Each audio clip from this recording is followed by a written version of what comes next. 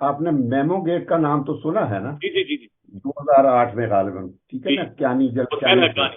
जी उस वक्त जरदारी पूरे उरूज पर था, और उसने एक ये अपने सफीर के जरिए से, जो हक्कानी था, और एक पता नहीं वो कौन था, कोई मंजूर मंसूर नामी पाकिस्तानी था, तो एक मैसेज दिया था अमेरिकनों को कि आप हमें हमारी फौज से निजात दिला दो, जी हमारा यानी हमारी हमारी बर्तरी फौज पर करवा दो, तो उसके बाद तुम पूरी तरह जिसको कहोगे उसको अपॉइंट करेंगे।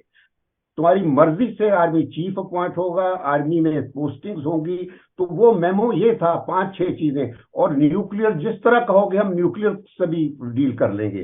तो ये था मेमो गेट, जिसको फिर ये बाद में हमारी अदालती सतह पर, हर सतह पर करके दबा दिया जाता है ऐसी चीजों को। लोगों को तो पता नहीं होता। इसी तरह हमारी लोगों की, और खास तौर पे मीडिया की लाइल्मी का अंदाजा इस बात से लगा लीजिए कि 2008 में अमेरिका ने इंडिया को वेवर दे दी, जो नॉन प्रोलिफरेशन एग्रीमेंट है उसके तहत जो पाबंदियां थी वो जी हटा के उसको एक एग्रीमेंट साइन कर लिया।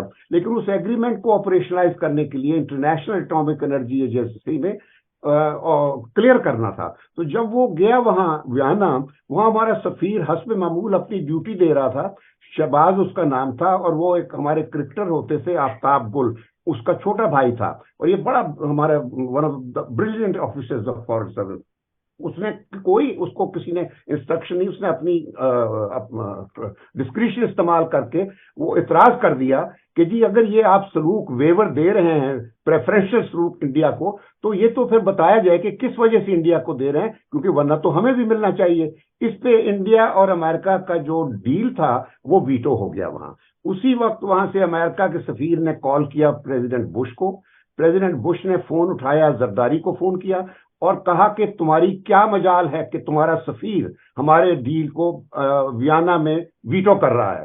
तो जरदारी ने माफी मांगी और कहा मुझे 24 घंटे दें, और 24 घंटे के अंदर जरदारी ने उस सफीर को ऑर्डर दिए कि तुम जाओ और वो वीटो उठा लो और उसकी जगह ज्वाइन करो और वोट करो उस डील के लिए। तो हमने फिर अमेरिका और इंडिया का डील था, हमारे सफीर ने उसको सपोर्ट किया, और इस तरीके से वो डील वहां पास हो गया। और वो बेचारा सफीर जो था, वो 2-3 महीने के बाद वो फौत हो गया। उसको इतना सदमा पहुंचा कि उससे ऐसी गलत बात करवा दी गई थी उस वक्त मुल्क के सदर ने।